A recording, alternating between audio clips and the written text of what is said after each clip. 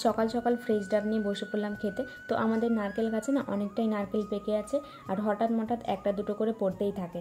আর বেশিরভাগ সময়ই আমরা উঠোনে হাঁটাচলা করে থাকি, তাই বরমশাই একটা লোক ডেকে নারকেলের ডাল আর কয়েকটা পাকা নারকেল তার সাথে কয়েকটা ডাব পাড়িয়ে নিয়েছিল। সেটাই খালি পেটে খেয়ে শরীরটাকে একটু হাইড্রেট করে নিলাম। তো ডাবের জলগুলো খেতে বেশ ভালোই ছিল। তারপর চলে গেছিলাম আমাদের বাড়ির পেছনে দুর্গাপূজার প্যান্ডেল হবে সেখানে দেখতে। একটু আগে এখানে প্রথমে খুঁটি পুঁতে পুজো করে নেওয়া হলো, তারপর বাঁশ পুঁতছে। এবারে প্যান্ডেলের কাজ কমপ্লিট করবে। এই জায়গাতে না অনেকটাই জল আছে, আর পুজো আস্তে আস্তে জায়গাটা শোকাবেও না, তাই পুরো জায়গা জুড়ে কাঠ পেতে দেওয়া হবে।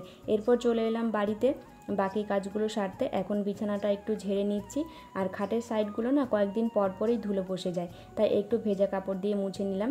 এরপর শাশুড়ি মায়ের ঘরের বিছানাটা একটু ঝেড়ে নেব সুন্দর করে, তারপর একটা চাদর পেতে নেব। যেহেতু শাশুড়ি মা বাড়িতে নেই, প্রতিটা কাজ আমাকে একাই করতে হয়।